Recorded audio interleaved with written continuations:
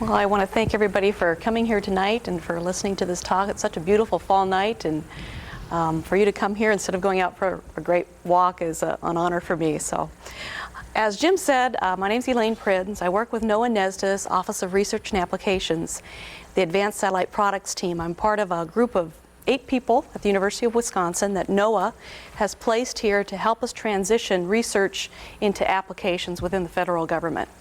And I'm part of that team. And I work very closely with Jolene Feltz and Chris Schmidt, who are part of the University of Wisconsin system.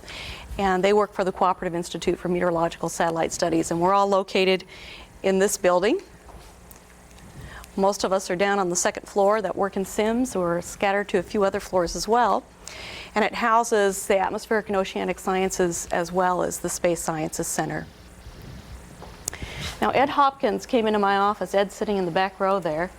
And he came into my office last Friday and he said, "Do you realize that the day you're going to talk is the anniversary of the Peshtigo and the Chicago fires, October 8th? And so Ed had sent me a link, a URL where they had some pictures, and I pulled this down. And I thought this was timely because the year 2000 and the year 2002, this is not good. We'll wait till it comes back. The year 2000 and 2002 were very severe fire years in the United States, and yet they don't compare to what happened in 1871, in October of 1871, where much of the Midwest was burning, not only in Michigan and Peshtigo, where it jumped the Green Bay into Door County, and the Chicago fires, that actually these fires started within minutes of each other. But there was burning in Iowa and throughout the Great Plains states. And so over that period of days, over 1,700 people lost their lives, and millions of acres were consumed. In the United States, a typical year of burning is on the order of 3 million a year, 2 to 3 million acres of burning per year. And yet there was a lot more during that one summer. Well, going back to our topic tonight, I couldn't talk about our research without mentioning Dr. Werner Suomi and his compatriot, Dr. Parent, who was in engineering. And they designed the first spin scan camera that allowed us to have those pretty pictures that you see on your evening weather. The news shows loops of clouds moving through time, hurricanes, thunderstorms, etc. And that system was designed here in Madison at the Space Science and Engineering Center, and Professor Suomi was behind all of that, and it's because of him that we actually have a center located in Madison, and it's because of him that NOAA is here, and it's because of him that that NASA pumps a lot of money into our center. I don't know why this is happening. Let's move to the next one.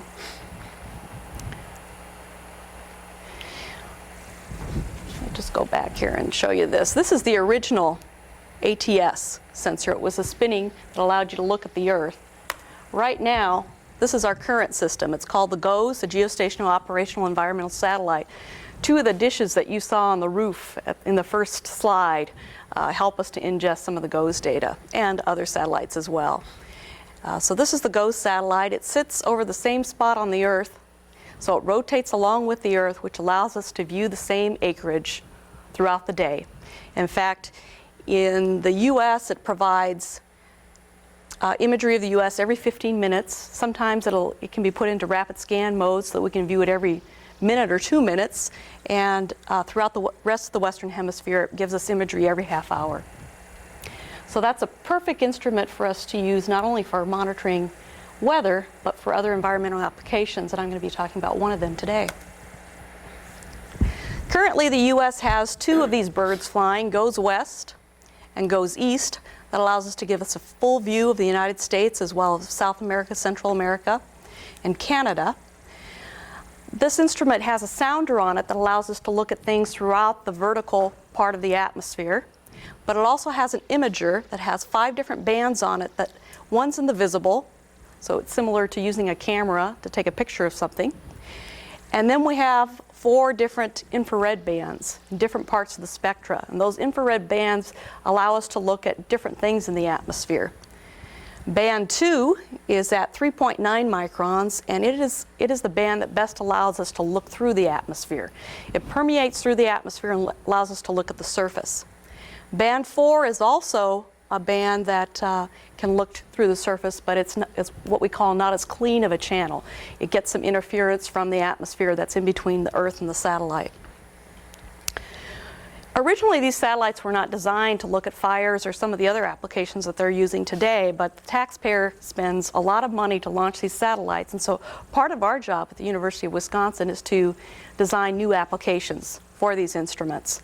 And so back in 1986, when I came here as a grad student, I was told to find something to work on. Professor Sumi, actually I was his last student, and he said, "I don't care what your thesis is on, I just want the word satellite in it."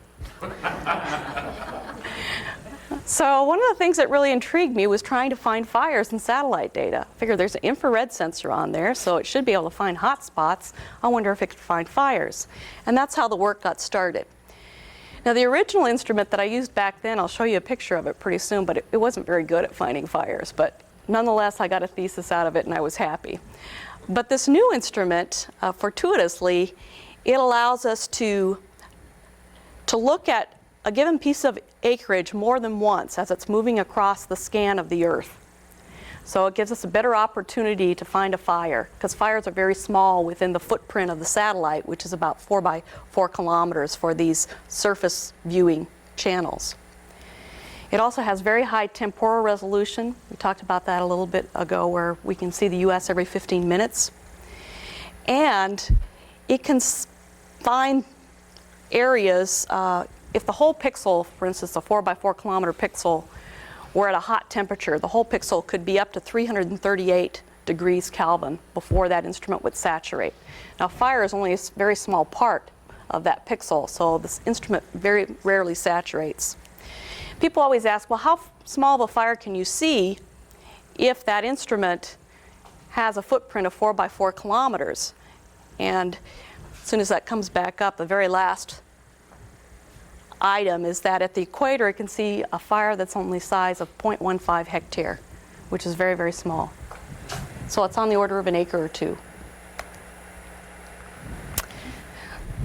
Back before the current satellite was up in 1988, this was the instrument we looked at. Very strange things are happening here. This is the instrument we were looking at. These dark spots indicate locations of fires, and you're looking along the boundary between Brazil and Bolivia. Each one of these warm areas represents fires, but it's kind of murky. It's hard to tell where the fires are. When the new instrument was launched in 1994, you could see the individual fire locations, and at a split second in time, we saw all of these fires burning in southwestern Brazil along the boundary. So that's the 0.15 hectare resolution? That can be 0.15. Some of these are on the order of 1 or 2 acres in size, these fires. So, looking at it from outer space, what does it look like? You already saw one example. This is what it looks like in the visible. You see smoke. Everything outlined in yellow is smoke from fires burning in South America. I've taken a portion along that Brazil-Bolivia border and blown it up and looked at the infrared, the 3.9 micron band. You don't see any fires by looking in the visible, but you certainly see all the black hot spots in the infrared imagery. So we're getting this imagery every half hour in South America, and the thought was, well, do I do what I did for my thesis and count them all manually, or do I create an algorithm that does it automatically? Well, obviously, you have to create an algorithm that does it automatically. So we spent a number of years developing an algorithm that would separate fire pixels from other things that might be hot, etc. And that algorithm is called the Automated Biomass Burning Algorithm, and we run it now in real time and send fire products to our website and to users across the country and around the globe. Now, someone might ask, who would really be interested in getting fire products from a geostationary satellite? And there are basically 2 users that we have: the Hazards Detection and Monitoring Group and Global Change groups. In hazards detection and monitoring, our main users are in new and developing countries and in remote areas. The United States has a pretty good fire alert warning system. It's fairly populated in most parts of, especially the eastern US, Central Plains, so that people will usually find a fire before the satellite will. But in the western US and the mountainous regions, as well as in Canada, remote locations in northern Canada and in other parts of the Western Hemisphere, say in Brazil, etc., where the resources are not as good as they are in the United States, this satellite can provide a lot of information. And that information is in near real time. You don't have to wait till you launch an aircraft and get it out to the location, then it comes back and you download the data and analyze it. In terms of global change monitoring, we know that biomass burning is used in many developing countries as an agricultural tool. And so by using a satellite, we can tell how much is being burned, what land use change is occurring, or are more parts of the Amazon rainforest being destroyed and turned into farmland. By looking for fires, we can tell if that's happening. We can also make estimates of atmospheric emissions. It was very interesting after the Kyoto Protocol. Before the Kyoto Protocol, it was very difficult for us to get funding. And after the Kyoto Protocol, we got more funding in the United States, even though the United States doesn't really support it. The reason is that at the Kyoto Protocol, many people were saying, well, countries such as the United States and the European community, they need to pay for cleanup and they have to reduce their emissions because they're the most populated, they have the most vehicles and the most industry. But the developing countries in Africa and countries in South America may not have as much industry, but they pollute a lot through biomass burning because that's their agricultural tool. So the idea was we also need to monitor what's occurring in terms of fires in South America and Africa. So all of a sudden we started getting a little more funding, and I was wondering why, but that's the reason. Many of those countries do not document at all what their fire emissions are. They don't even document how many fires they have, and they'd rather not have people know. So this brings everybody to the table and keeps people honest. So how exactly do we find these fires with our automated techniques? I won't go into too much of the science, except to say that if you look at differences between those two bands that I say can view the surface, the 3.9, which we call the 4 micron, and the 10.7, which we call the 11 micron, this is in South America. What you'll see are large differences on the order of 15 to 20 degrees in some cases. And they're along linear features, etc. Those indicate regions where there could be burning occurring. And that burning is represented by subpixel areas, represented by P, that are on fire within a pixel that the satellite sees. So if you look along a scan line from east to west, this is a scan line. Occasionally you'll see these big spikes in the 3.9 or the 4 micron band. Those spikes sometimes are visible in the 10.7, but typically not. And you see more of those spikes along the transition in South America between the rainforest and the savanna. This is where a lot of the deforestation is occurring. We developed that technique to find out where those spikes occurred and then to label them as fires or possible fires. We use, without going into too much detail, you can solve these nonlinear equations here to also determine what the temperature is of the fire that's burning, the average temperature and the average size. In South America now, we've been looking at fires for, this will be the 8th year. Since 1995, we've been running our algorithm and documenting fire activity. And here I plotted the number of fire pixels that we've detected with our algorithm in each year, 1995 through 1999. I didn't have enough room to put on 2000, 2001. But as you can see, each year the burning patterns are very similar. Along what we call the arc of deforestation, you see fire activity. This is an indication of cloud cover. Cloud cover doesn't change that much from year to year. And also smoke extent. Let me talk a little bit, even though this talk is supposed to be on fires, the smoke extent that we found over the years has really astounded us and a lot of the scientific community as well, because we found that during the dry season in Brazil, which is about June through October, large areas of South America are covered with smoke. And that can affect the growth of the rainforest. It can lead to increased mosquitoes and possibly greater outbreaks of malaria, etc. And if you look at this percentage, it indicates that in areas that are yellow to red, 20 to 30% of the time from June through October, that area is covered by smoke. 15%, so this whole region here, if you look at each image, oh my goodness. If you look at each one of those images, 15%, approximately 3 million square kilometers are covered with smoke. That's a lot of smoke. And scientists are just beginning to look at what that does to cloud coverage there and to other interactions.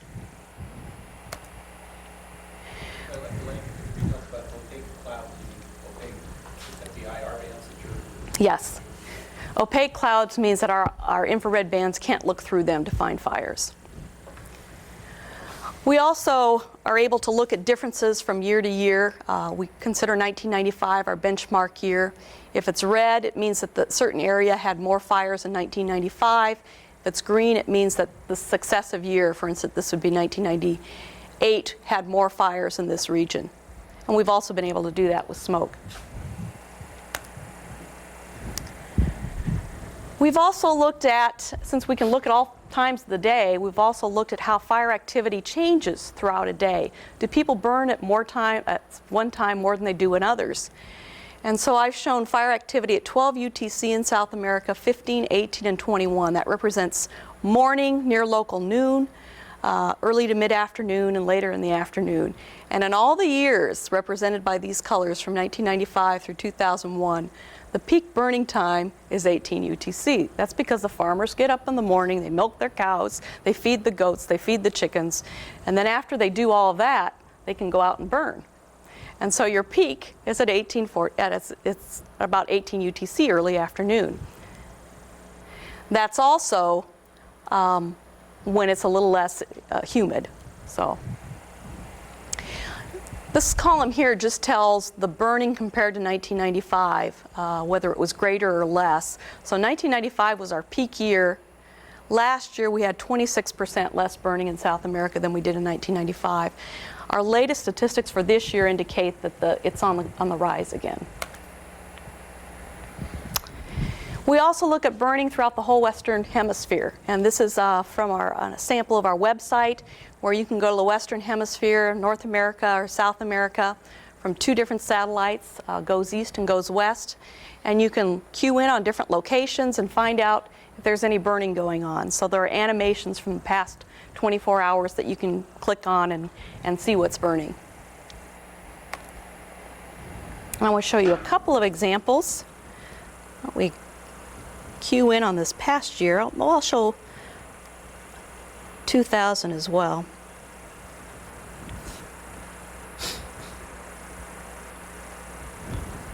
This is August 22nd of 2000. If you recall, there was a lot of burning occurring in the western U.S., and this shows throughout the day on August 22nd, where in the afternoon the fires really pick up and you can see the smoke plumes emanating. In fact, they even generated their own what we call a pyrocumulus cloud right there.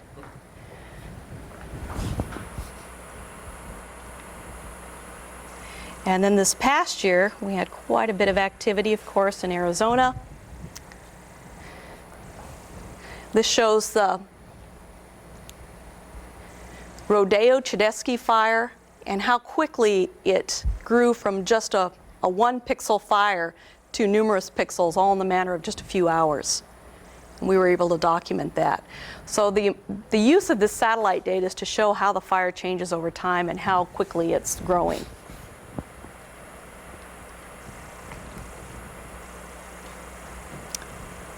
And let me show you an example from Canada. Canada had its share of burning this summer as well. See in Quebec region here that over just a few hours, hundreds of fires. I think there were 200 altogether if you count different locations over 2 days started in this region. Are the little yellow spots, are those the hot fixes? The red, all of them they're different categories of fires. So there are red ones and magenta ones, and for the user they can tell what type of fire it is by looking at its color. And the yellow ones indicate that the fire has grown so hot that it's saturated our instrument.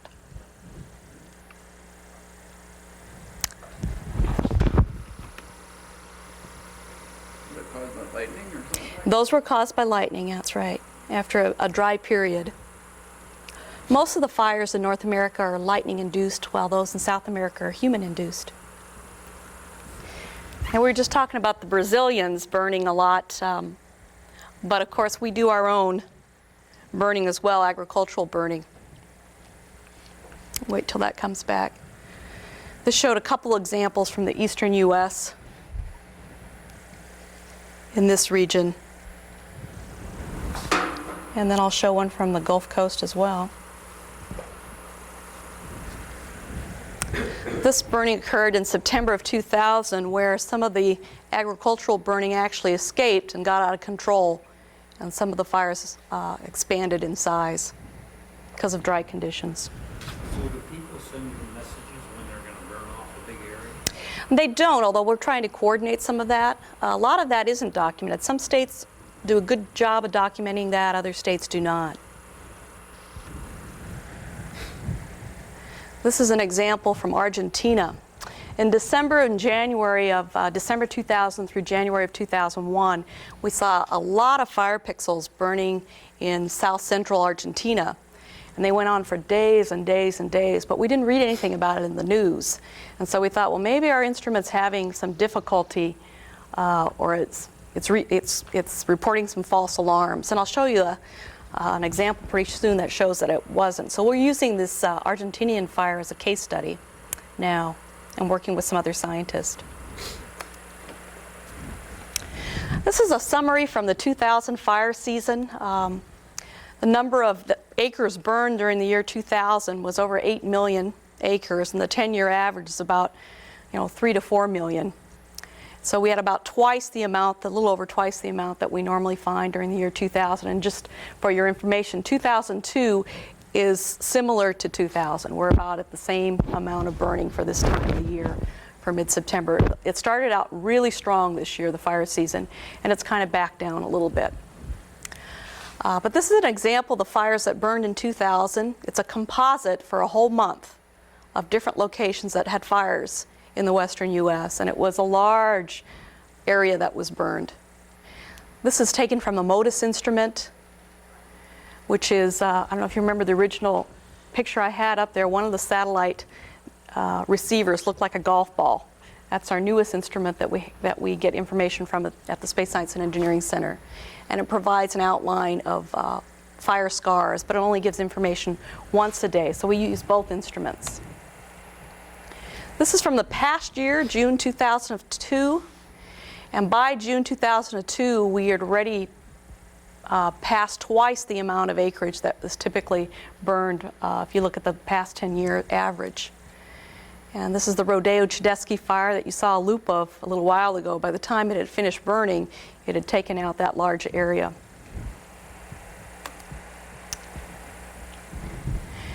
And this is just an example of how over just a few hours we moved from what we call a cloudy fire pixel or a high possibility fire pixel to numerous saturated fire pixels from 1615 to 1845 UTC, only a matter of 2.5 hours.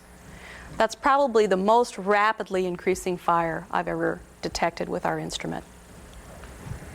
And that's why they were so concerned that it was really going to plow through some of the cities there, because it really was out of control. This is an example of that fire from the MODIS instrument again.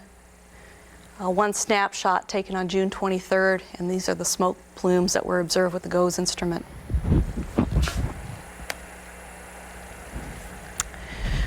What we've done over the past 2 years, we've run this algorithm in real time over the past 2 years with new funding from NASA. But at the end of each year, we've created a composite of all the fires we detected for a full year that's looking at over 15,000 images. And this is a composite for the first year from September 1 to August 31, 2001. And all the red areas, red and orange and yellow, indicate where we found fires. Where are most of the fires burning? South America. South America.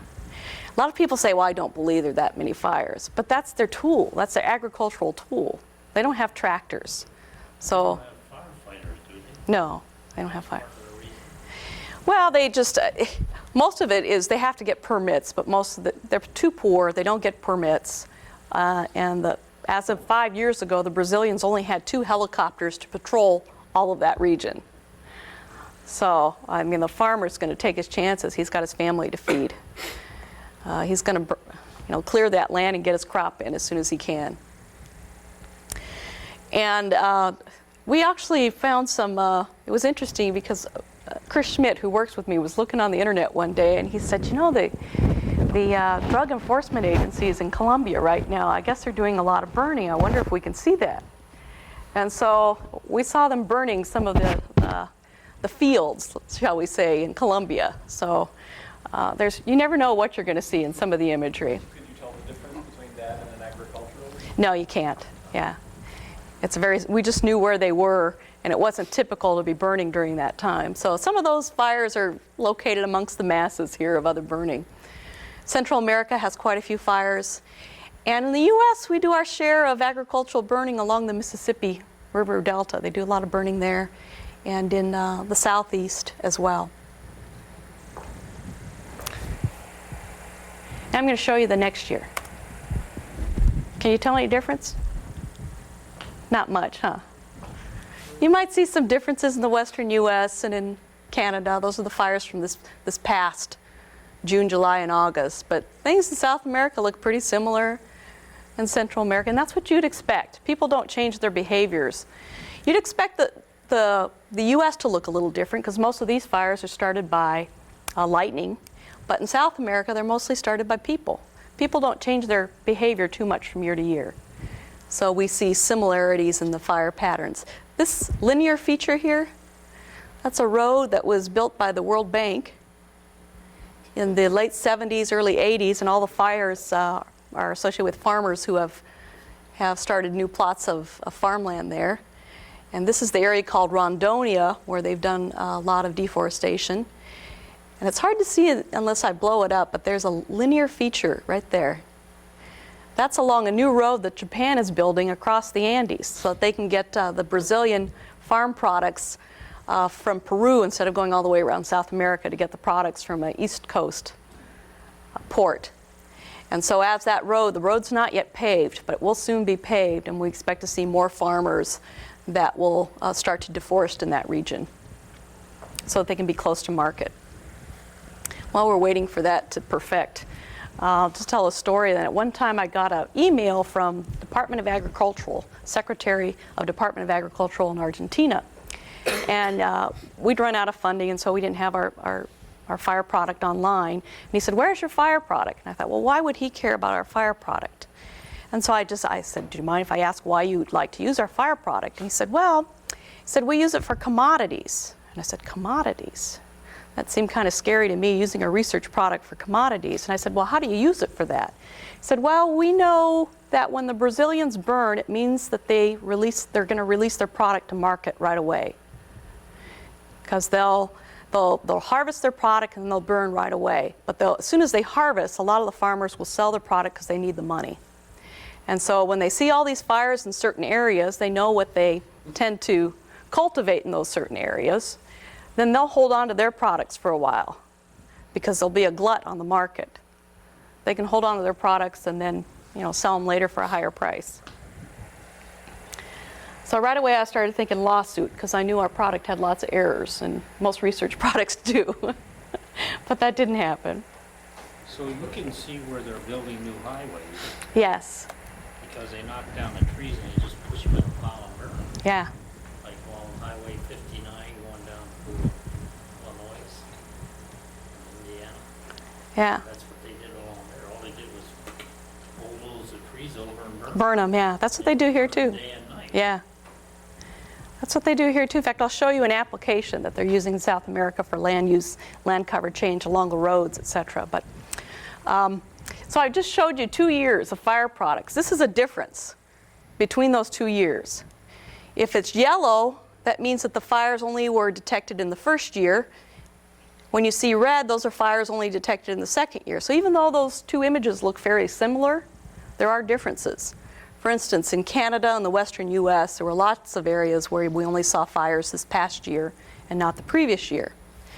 And this area in Argentina that I told you about, that we saw that 1 year of burning, we only saw it the first year, not that second year. And it was a huge region that was burned. But we didn't hear about too much of it in the news. Maybe that's the ozone hole effect there. We were talking about that earlier. Actually, we have a colleague in Brazil that actually thinks that the biomass burning aerosols and the byproducts of those, which are lots of trace gases. A lot of times they get transported south to Antarctica, and they're wondering how that has an influence on the ozone hole there. I don't think it has any relationship to it, but I just thought I'd toss that in. Here's focusing on that region in South America, in Argentina. That was the first year of December 2000 through January 2001, and the second year there was much less burning in that region.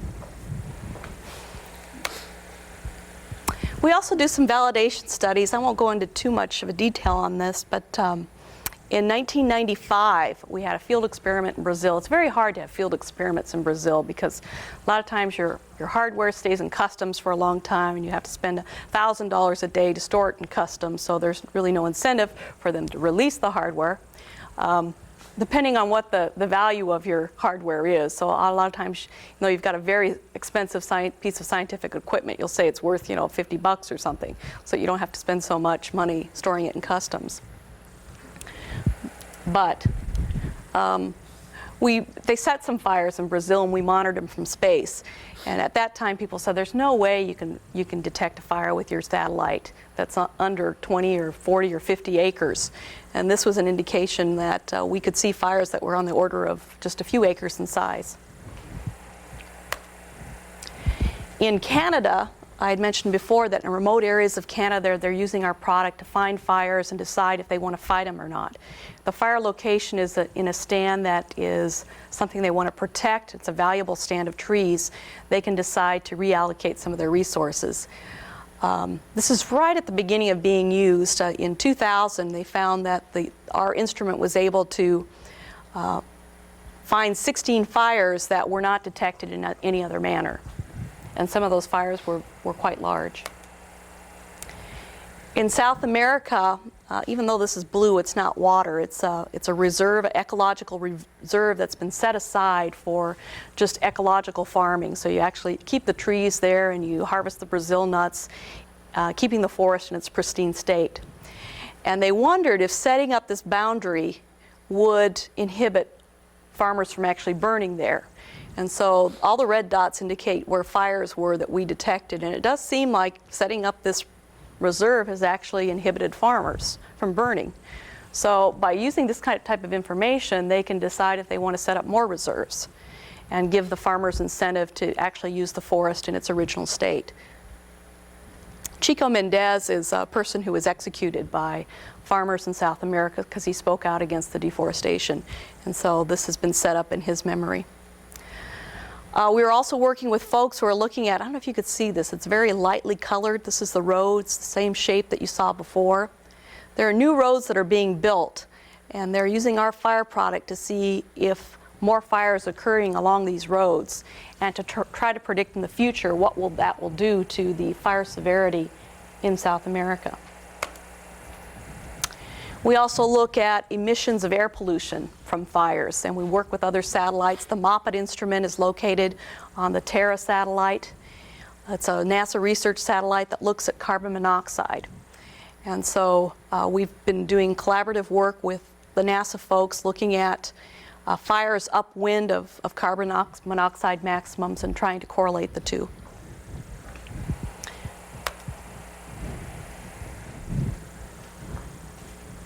I'm going to go ahead and load this while we're waiting. No, I'll just show this. We're also working to put our scientific data into real-time atmospheric models so that they can determine where air pollution is going to be going that's caused by biomass burning.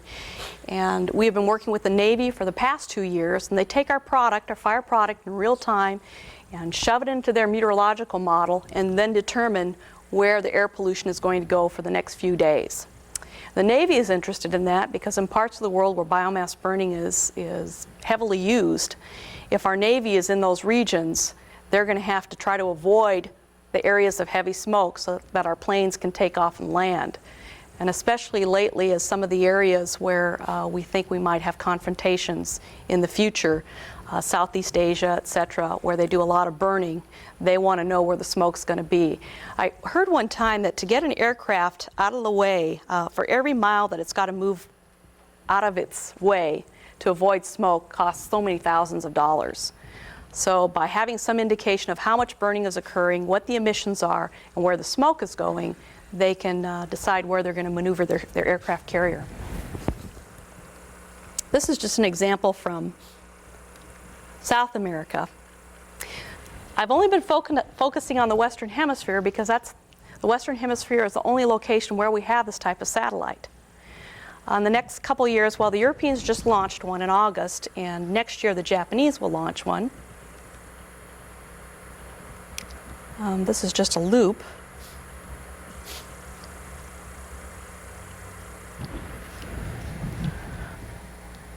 Of what this model outputs for smoke based on our fire product. That's kind of stopped on its own here.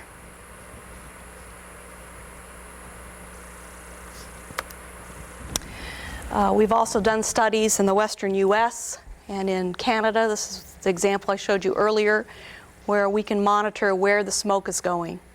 The US EPA is very interested in that, and so are local air quality districts, because EPA has passed new standards that says you have to be in attainment for particulate matter of 2.5 microns, and smoke falls into that.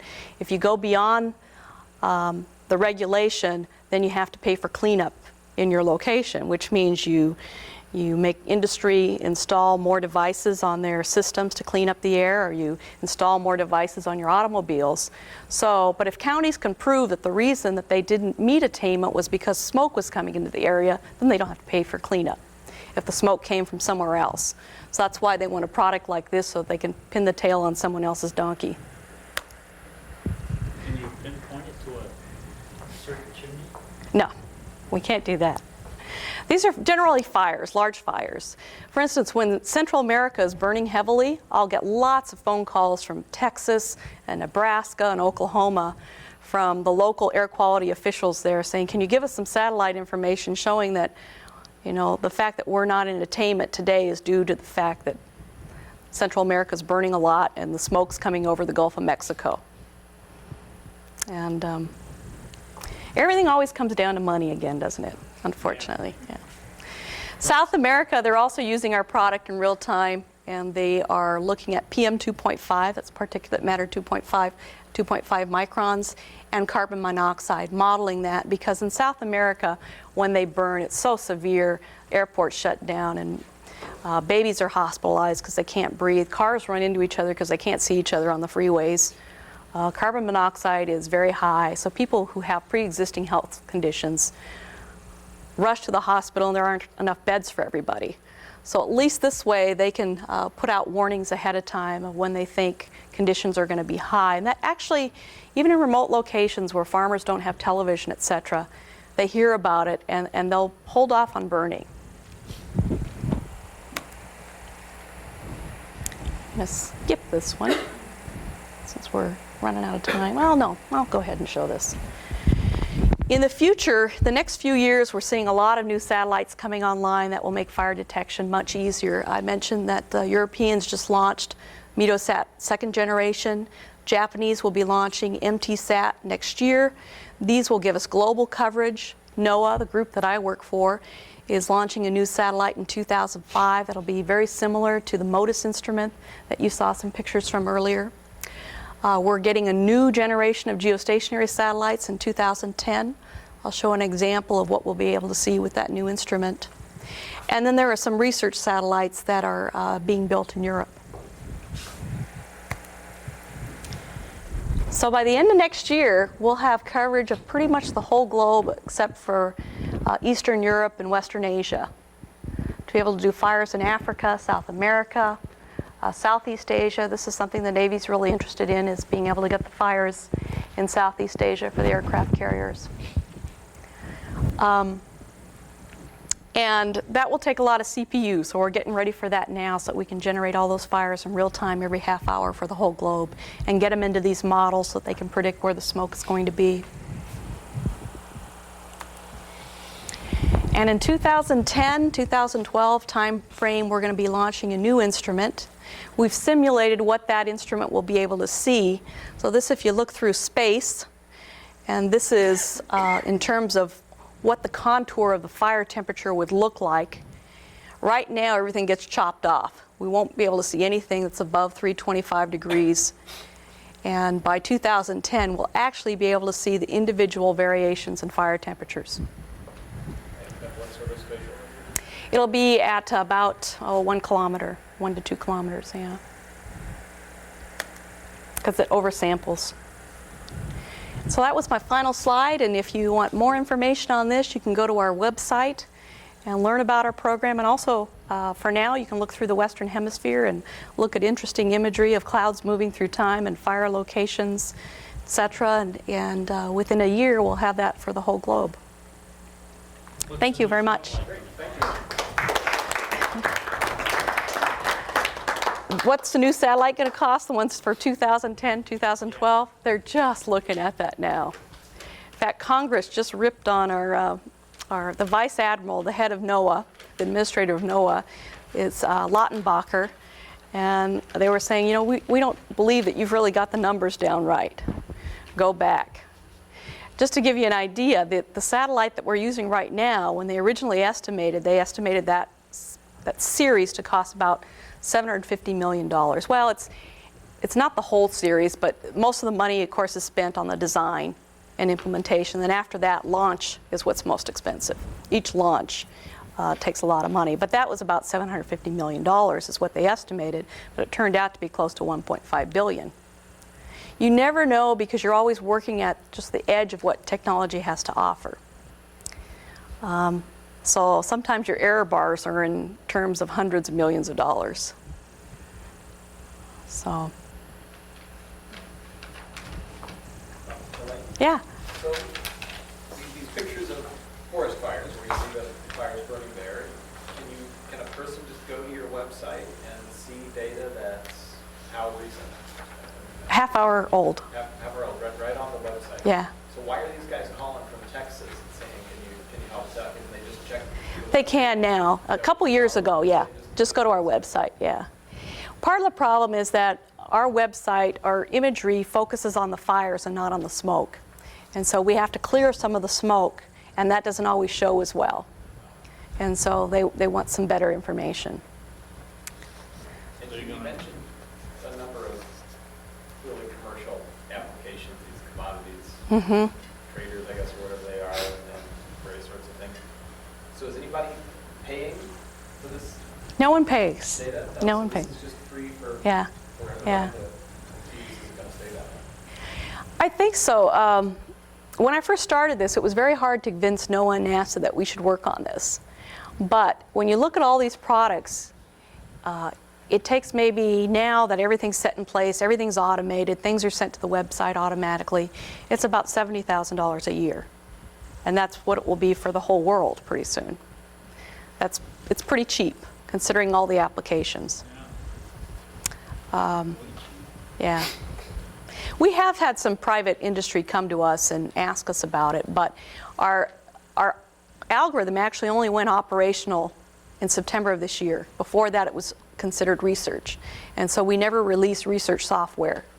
But now a private company could come to us and request our software, and we'd have to give it to them because it's in the public domain. This going to eliminate the fire spotters up in the towers then? Some friends of my parents do that every summer, and they said, boy, that daughter of yours, she better not eliminate our jobs. Because they enjoy doing it. No, I don't think it'll eliminate them. And part of the reason is in the western U.S., I don't know if you noticed, but the two satellites over the western U.S. is where they overlap, but that's also the region where your coverage is the worst. Because a satellite's sitting over the equator, and it's got to look way on the limb to get to the western U.S. And there are peaks and valleys. How do you find the fires that are in the bottom of the valleys? We still can't find all of those. Put up another satellite.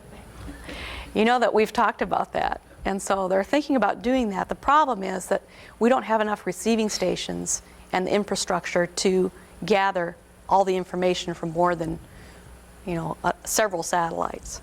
And there's always one that you're checking out or getting ready to put into operational usage if one of them dies. So.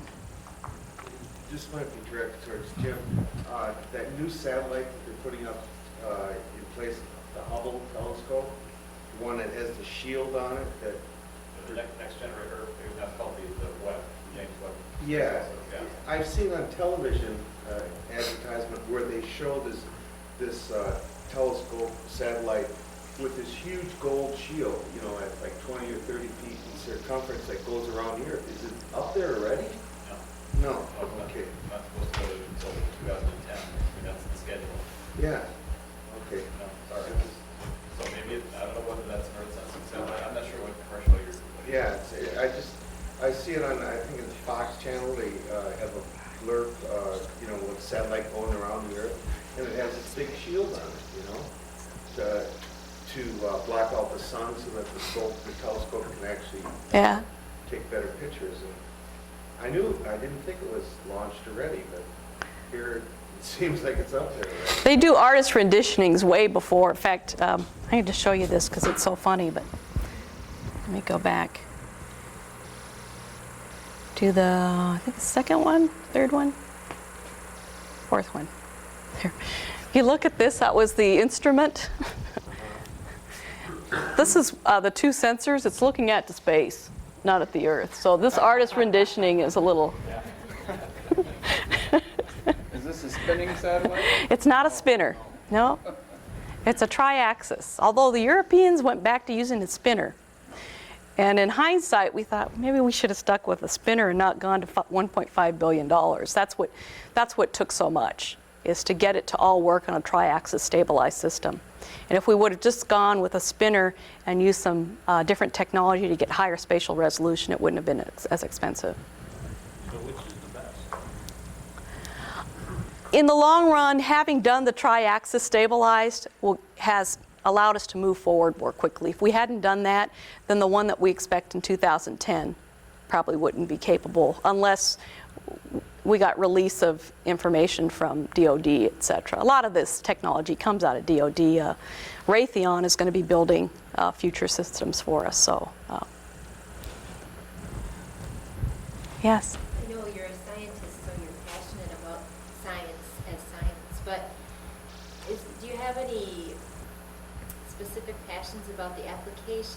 What do you think is most worthwhile about these things that you've really opened the door to? I think it's the applications that I'm most excited about. And I mean, I am a scientist, but I'm an applied scientist. So I could never do theoretical. So of the Work. applications you've talked about, what do you see as being, really beneficial and useful? Oh, suppose a number of them. First of all would be remote, identifying fires in remote locations in Canada. They have wonderful stands of forests that they didn't even know were burning. And this will help them to allocate their resources better.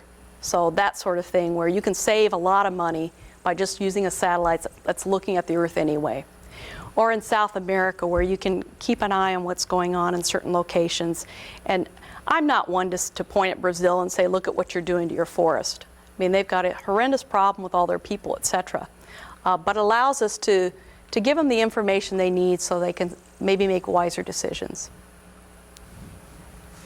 Were you able to see the Twin Towers when they broke into the fire? We did see a hot spot over New York, yeah.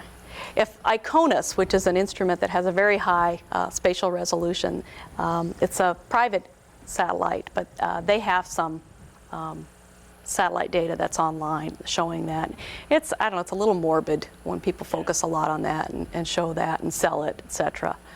In fact, we got in trouble, well, we didn't, but one of our colleagues got in trouble because the day, when all the planes were grounded, they wanted to take a look at, scientists, of course, think, oh, now all of a sudden these contrails that are caused by aircraft aren't there, so we want to see what the atmosphere would look like without all the cirrus in the sky.